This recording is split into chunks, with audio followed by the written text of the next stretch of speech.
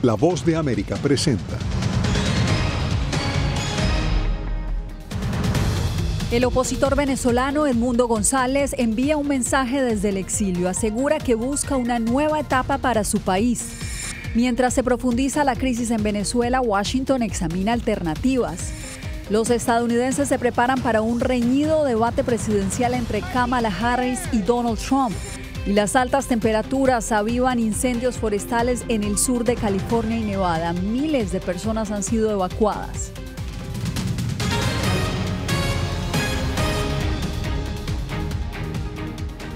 Bienvenidos, esto es El Mundo al Día. Comenzamos en Venezuela, donde hay tristeza y también desesperanza entre opositores al gobierno de Nicolás Maduro tras el destierro del aspirante presidencial Edmundo González, quien de hecho este lunes emitió un comunicado. Vamos a Caracas con Adriana Núñez Rabascal. Adriana, ante este panorama, ¿cuáles son las medidas que planea tomar la oposición? Ya de inmediato la oposición ha convocado una protesta para este martes en Madrid, donde en este momento se encuentra el aspirante opositor Edmundo González esperando recibir el asilo político. Pero mientras tanto, a pesar de que la dirigencia respalda la decisión de irse a España para seguir desde allá luchando por su juramentación el próximo 10 de enero, para muchísima gente lo que ocurre en este momento podría ser una frustración de ver el cambio político realizarse. Es decir, para las personas en las calles, esto podría ya, la salida de Edmundo González, frenar la aspiración que hay de ver un cambio político, al menos en el corto plazo. Un sinsabor en las calles de Caracas provocó la salida del país del opositor Edmundo González. Como decepcionante, pues, porque me da como tristeza, ¿no? Me siento desesperanzado, porque la esperanza hasta el momento era María Corina Machado y Edmundo González. ¿Y ahora? Bueno, hay que llorar y esperar lo que va a venir.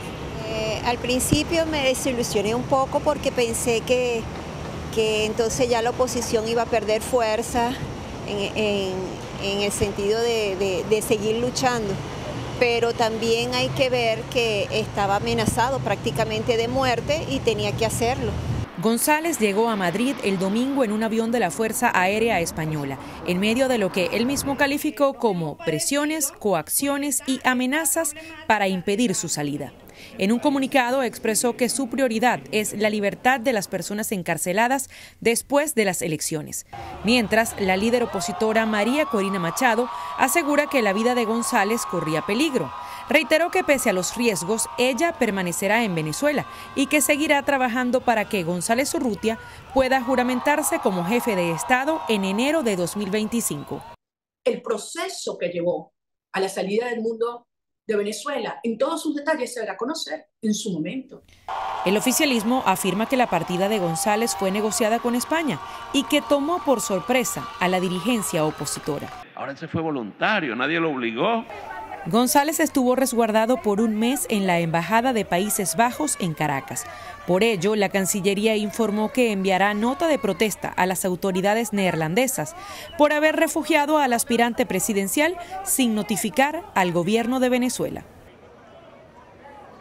De que la Fiscalía General de la Nación llevaba una investigación contra Edmundo González Urrutia por al menos 6 delitos, entre los que se incluyen usurpación de funciones, además de falsificación de documentos por haber publicado las actas de votación del domingo 28 de julio. El fiscal general de la Nación, Tarek William Saab, dijo en una entrevista que estaba por cerrarse ese caso y que en los próximos días iban a dar a conocer a Venezuela cuáles serían las condiciones para dar fin a esa investigación. Gracias, Adriana. Y mientras el exilio de Edmundo González genera la condena de gran parte de la comunidad internacional, Estados Unidos analiza sus próximas acciones contra el gobierno de Nicolás Maduro. Celia Mendoza, del Departamento de Estado, ¿qué medidas podría tomar Estados Unidos en este punto de la crisis? Estados Unidos ha sido claro acerca de las posibilidades que tienen de implementar sanciones adicionales. Sin embargo, hasta el momento no han especificado cómo estas podrían ser dadas al gobierno o a familiares de los miembros del gobierno de Nicolás Maduro, pero sí fueron enfáticos en el hecho de que algo tiene que suceder y ellos están trabajando con los aliados regionales para que las cosas se den lo antes posible. Estados Unidos condenó las acciones del gobierno de Venezuela que llevaron a Edmundo González a buscar refugio en España tras las elecciones del 28 de julio. La represión, la violación de los derechos humanos y las amenazas a representantes de la oposición que estamos viendo en Venezuela han obligado al candidato ganador Edmundo González a exiliarse mientras Maduro continúa asesinando y encarcelando a miles de venezolanos. El alto representante de la Unión Europea, Josep Borrell, también fijó posición. Hoy es un día triste para la democracia en Venezuela. Y agregó: en una democracia, ningún líder político debe verse forzado a buscar asilo en otro país. Entre tanto, la líder opositora María Corina Machado, quien enfrenta la posibilidad de ser detenida en Venezuela, pide una respuesta más contundente de la administración Biden. Ciertamente creo que Estados Unidos debería hacer mucho más y he sido muy clara con ellos y con otros países. John Kirby, asesor de comunicaciones del Consejo de Seguridad Nacional de la Casa Blanca, se refirió a la imposición de sanciones en el pasado. Según el Departamento de Estado, todas las opciones están sobre la mesa. Estamos considerando una variedad de opciones para demostrar a Maduro y a sus representantes que su desgobierno, su represión de los derechos humanos y su desprecio por la democracia y las elecciones libres y justas tienen consecuencias reales y legítimas. Por su parte, la Organización de Estados Americanos mantiene su apoyo a González. En este proceso electoral que no ha terminado todavía, debemos seguir trabajando para que el verdadero ganador de las elecciones del 28 de julio asuma la presidencia de la República Bolivariana de Venezuela en enero del año que viene. Los objetivos que perseguimos de defensa de la democracia y los derechos humanos deben continuar y nuestro empeño debe ser mayor, cuanto peores sean las circunstancias. John Kirby, desde la Casa Blanca durante esta jornada, una vez más hizo un llamado al gobierno de Nicolás Maduro para que publique las actas. Esta ha sido una petición que se ha hecho de manera reiterada desde el fin de estas elecciones, lo que por ahora no ha sucedido. Manténnos informados, Celia, gracias por el reporte.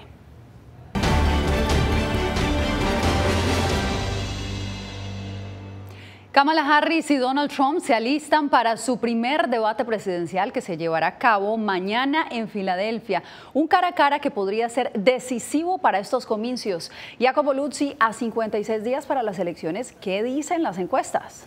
Bueno, Yasmín, según una encuesta realizada por el diario The New York Times, Trump y Harris están empatados en este momento. Hablamos de un 48% de los electores que apoya a Trump frente a un 47% que apoya a Harris. Esta diferencia está dentro, Yasmín, del margen de error de la encuesta, por lo que se trata de un empate técnico. Una parte sustancial de los electores, de hecho, afirmó que aún no conoce lo suficiente sobre Harris y sus políticas, lo que subraya la importancia de este debate en una contienda que podría inclinarse hacia uno u otro lado. Han pasado 74 días desde que el presidente Joe Biden y el expresidente Donald Trump debatieron el 27 de junio en Atlanta. Sin embargo, este martes, cuando faltan solo 56 días para las elecciones presidenciales, serán Trump y la vicepresidenta Kamala Harris quienes se enfrentarán en Filadelfia.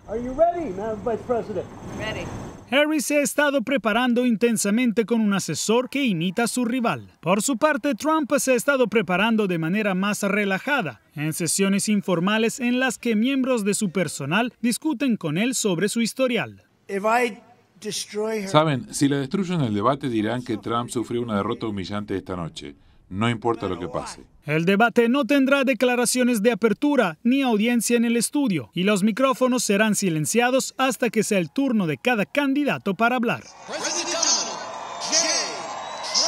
Mientras tanto, durante el fin de semana, Trump advirtió que si gana un segundo mandato, habrá penas de cárcel para operadores políticos, votantes ilegales y funcionarios electorales corruptos. La semana pasada, en un podcast, Trump admitió que perdió en 2020. He perdido por un pelo. En los últimos días, varios republicanos han declarado que no respaldarán a Trump o que votarán por Harris, como el ex vicepresidente Dick Cheney y su hija. Hay muchos republicanos que dicen no votaremos por él, pero pondremos a otra persona y creo que esta vez eso no es suficiente. Es importante votar por la vicepresidenta Harris. El expresidente George Bush declaró que no respaldaría a Trump. Al mismo tiempo, la gran mayoría de los votantes republicanos y los funcionarios electos del partido continúan apoyándolo. Gracias, Jacopo. Y un fin de semana con altas temperaturas y tormentas eléctricas alimentaron varios incendios en el sur de California y Nevada. En Los Ángeles, el llamado incendio Line amenaza unas 36,000 viviendas y estructuras comerciales. Carolina Valladares, desde la Casa Blanca, el gobierno se pronunció hoy. ¿Qué información se conoce? Así es, la secretaria de prensa de la Casa Blanca, Karine Jean-Pierre, ha dicho que la administración Biden está en contacto estrecho con las autoridades locales para asegurarse de que reciben los fondos necesarios que necesitan. Fue el pasado viernes cuando el gobernador de California, Gavin Newsom, declaró el estado de emergencia para así tener acceso a estos fondos.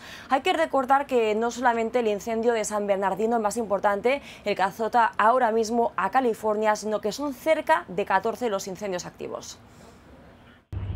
Descontrolado e impulsado por las altas temperaturas, así avanza desde el pasado jueves el voraz incendio que ya ha carbonizado 70 kilómetros cuadrados a lo largo y ancho del Bosque Nacional San Bernardino al este de Los Ángeles. Una columna de humo y llamas que amenaza zonas residenciales. Tenemos un pequeño problema en este momento. Tenemos un gran incendio en camino. Ya sabes, estamos empacando ahora mismo nuestro pequeño pueblo. La mayoría de todos ya se fueron. Miles de personas se han visto obligadas a evacuar en medio de la declaratoria de emergencia emitida por el gobernador de California el pasado viernes. Aseguró la Casa Blanca este lunes estar colaborando estrechamente con las autoridades. Estamos en estrecho contacto con los líderes estatales y locales para asegurarnos de que tengan los recursos locales que necesitan. Más de 7,000 empleados federales están apoyando los esfuerzos locales de extinción de incendios en varios estados. Los residentes de las zonas afectadas deben permanecer atentos y escuchar las advertencias de los funcionarios locales, especialmente de aquellos a quienes se les ha ordenado evacuar.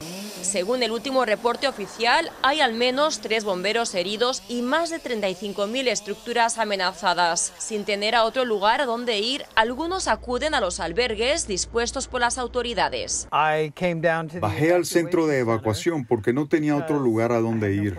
No tengo familia en el sur de California. Mientras, los meteorólogos advierten que la situación podría empeorar en los próximos días. Las altas temperaturas, las tormentas previstas para este lunes, con rachas de viento y relámpagos, podrían avivar las llamas. El de San Bernardino es el más voraz de los 14 incendios forestales activos actualmente en California. También en el vecino estado de Nevada, diversos incendios han provocado evacuaciones obligatorias de miles de hogares. Carolina Valladares, Voz de América, Washington. Cambiamos de información. Continúa la escalada de la guerra en el Medio Oriente. Ataques aéreos israelíes mataron al menos a 16 personas en el oeste de Siria e hirieron a decenas más durante la noche, según informaron este lunes los medios de comunicación estatales sirios. Ángela González nos tiene el reporte.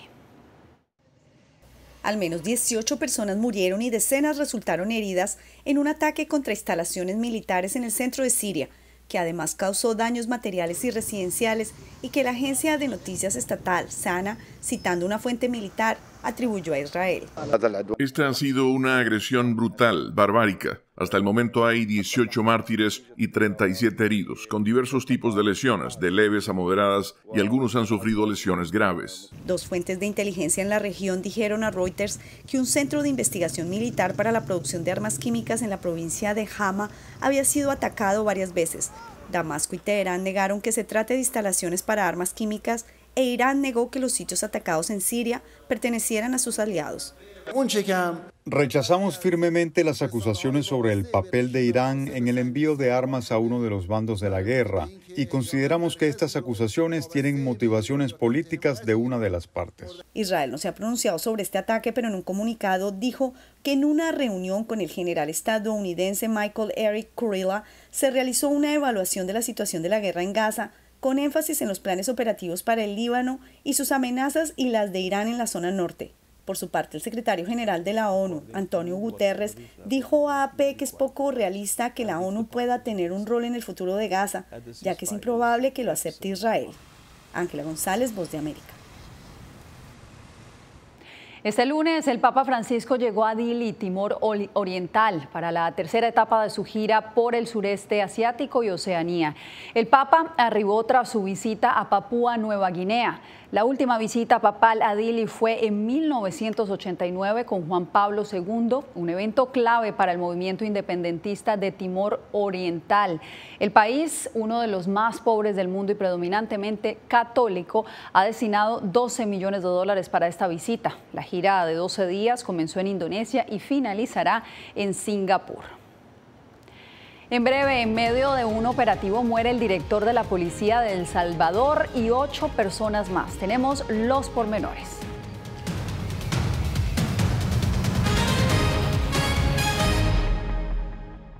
Esta semana en Foro. Es un hecho, la inteligencia artificial es una herramienta imprescindible en la educación, desarrollo y bienestar de América Latina y el Caribe. Yo creo que estamos en una coyuntura única que nos puede permitir resolver esta brecha de aprendizajes tan grande que tenemos de una manera mucho más rápida. La inteligencia artificial puede proveer una ayuda importante a los profesores en la medida que ellos puedan incorporarla a su trabajo diario. El uso de estas prácticas hace que los estudiantes se involucren más en su aprendizaje. Soy Néstor Aguilera, corresponsal de La Voz de América en el Ecuador. Informar sobre la realidad de un país exige una alta dosis de responsabilidad periodística, más aún cuando las noticias evolucionan a cada instante. Aquí en La Voz de América encuentras noticias veraces, precisas y balanceadas. Valores profesionales que me motivan a trabajar día a día para informarte de manera profunda sobre los temas que más impactan tu vida diaria. Porque en La Voz de América, la prensa libre importa. Uno de los mayores centros de producción global de opio está experimentando profundos cambios a medida que los talibanes intensifican su lucha contra la industria de la droga. Helmand, la maldición de los narcóticos, una investigación exclusiva de La Voz de América que nos lleva a lo más profundo de las plantaciones de amapolas en Afganistán.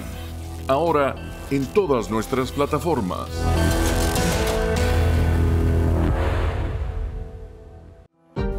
Hola, soy Oscar Ortiz Barahona, corresponsal La Voz de América. Ser La Voz de América desde Honduras me permite conectarme con todos ustedes, nuestras audiencias en todos los países del continente, ofreciendo información veraz sobre los temas que más te impactan. Honduras y los Estados Unidos han ejercido labores humanitarias. Más de 40 viviendas.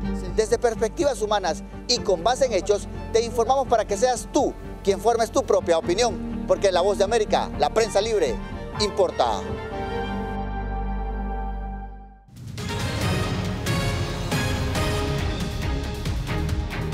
En México, miles marcharon el domingo contra una propuesta de reforma judicial que obligaría a todos los jueces a postularse para elecciones.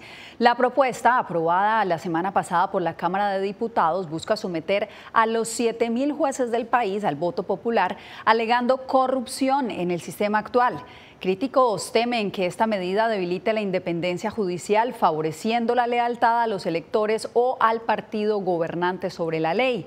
La reforma ahora se debate en el Senado, donde el partido de AMLO, Morena, está cerca de obtener la mayoría necesaria, mientras que organizaciones de derechos humanos piden rechazar la medida, advirtiendo que pone en riesgo la democracia.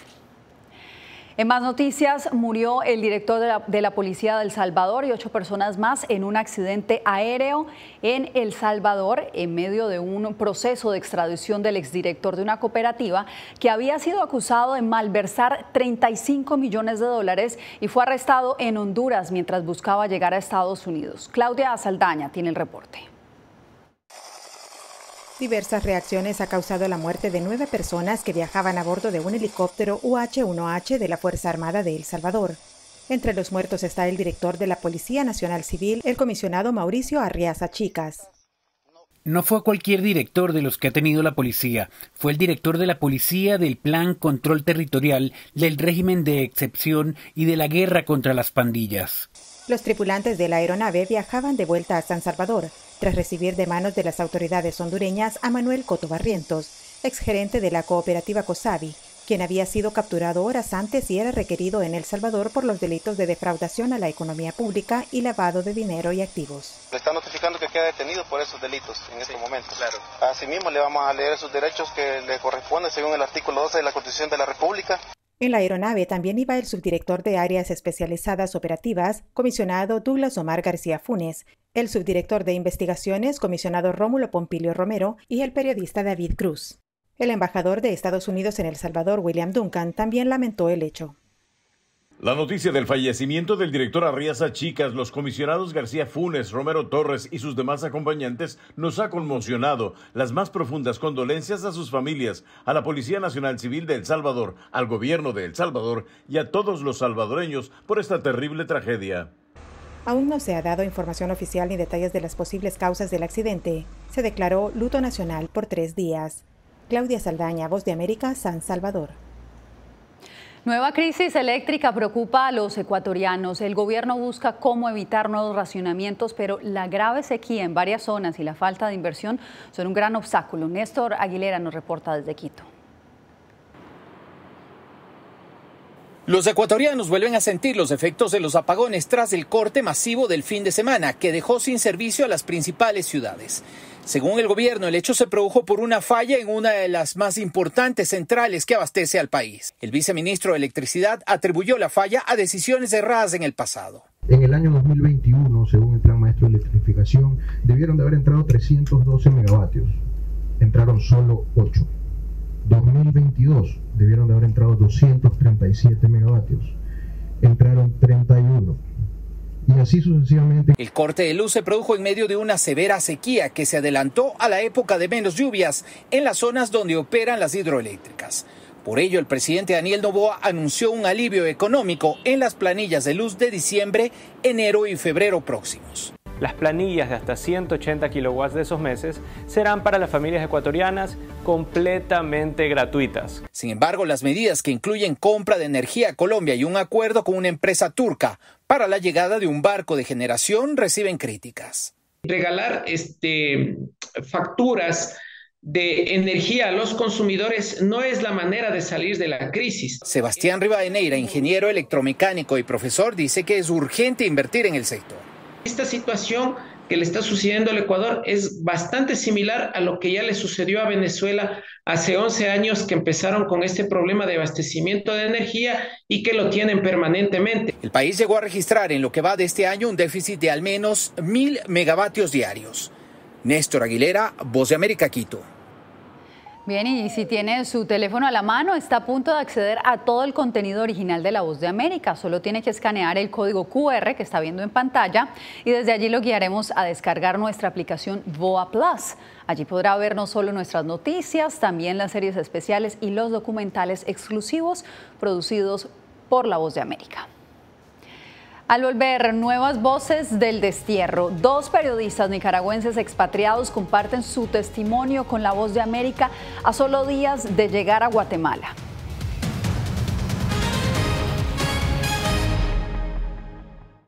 Esta semana en Visión 360. Chicago experimenta un aumento de nuevos indocumentados que cambian el aspecto de las calles y ponen nuevas reglas al comercio informal en la ciudad.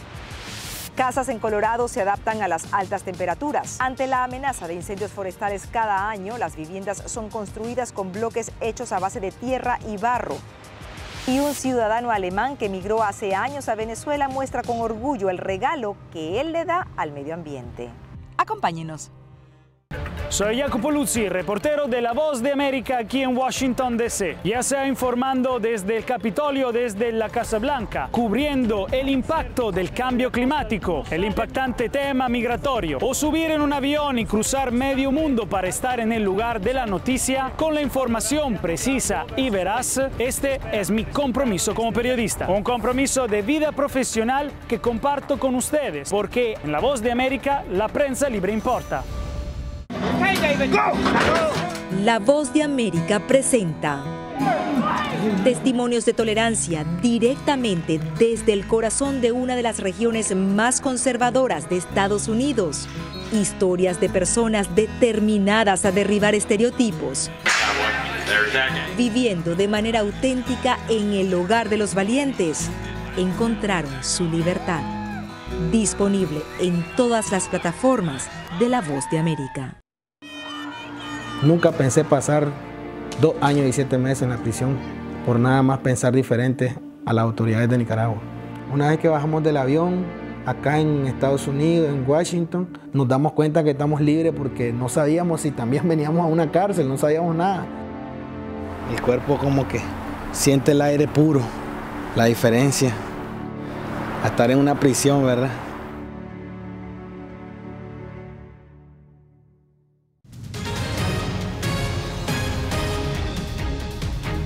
Entre los 135 nicaragüenses liberados el pasado jueves hay 2 comunicadores, Víctor Ticay y Sergio Castiblanco. En Guatemala y desde la libertad le narraron a Donaldo Hernández cómo pasaron del infierno al paraíso. Increíble, podríamos decir del infierno al paraíso. Así resume el periodista Víctor Ticay el hecho de estar libre. Permaneció por más de un año en prisión en Nicaragua, donde asegura haber sido víctima de malos tratos. Interrogaciones a toda hora, de día, de noche, de madrugada, intensas.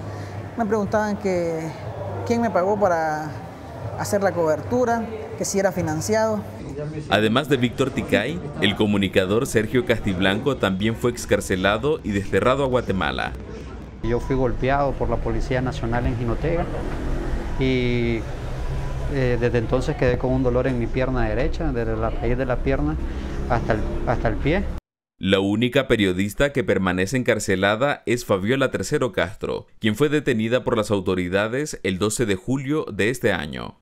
Nicaragua ahorita es una gran cárcel.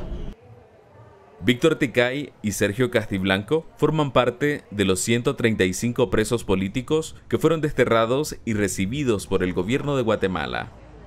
Reiteramos que esta importante decisión tomada por el presidente Arévalo de recibir al grupo de presos políticos responde a un acto de humanidad y solidaridad. Las autoridades nicaragüenses siguen sin referirse al destierro de estos ciudadanos. Donaldo Hernández, Voz de América. La princesa de Gales, Kate Middleton, anunció que ha completado su tratamiento de quimioterapia tras ser diagnosticada con cáncer en marzo pasado. Con un video en el que se le vio acompañada por su familia, la princesa reflexionó sobre el difícil año que ha pasado, agradeció el apoyo recibido y expresó su solidaridad con quienes enfrentan el cáncer. Kate Middleton planea retomar algunos compromisos públicos en los próximos meses, aunque de forma ligera, mientras sigue su camino hacia la recuperación. Nosotros hacemos una breve pausa y ya regresamos.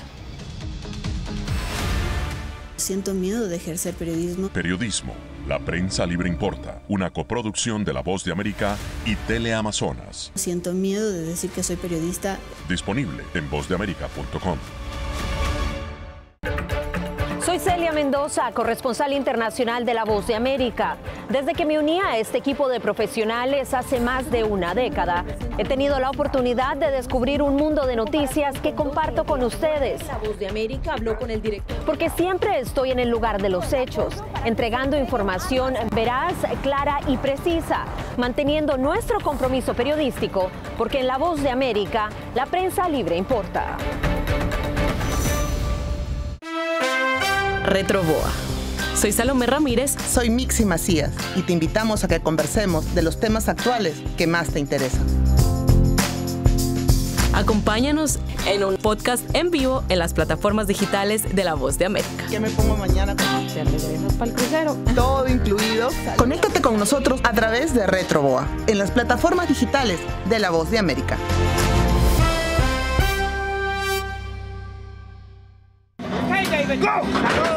La Voz de América presenta testimonios de tolerancia directamente desde el corazón de una de las regiones más conservadoras de Estados Unidos.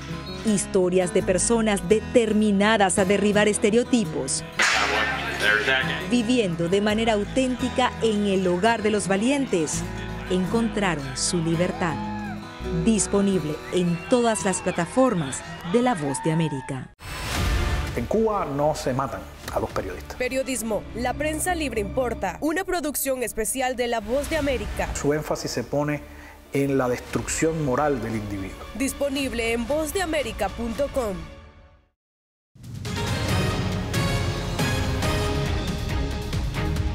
Regresamos para cerrar con el surf canino que vivieron en San Diego. Este domingo, la Playa del Mar se convirtió en el escenario de una emocionante competencia de surf, donde los perros demostraron que surfear no es un deporte exclusivo de humanos. Decenas de mascotas y sus dueños se lanzaron a las olas del mar para disfrutar de sus mejores amigos. Los dejamos con estas imágenes.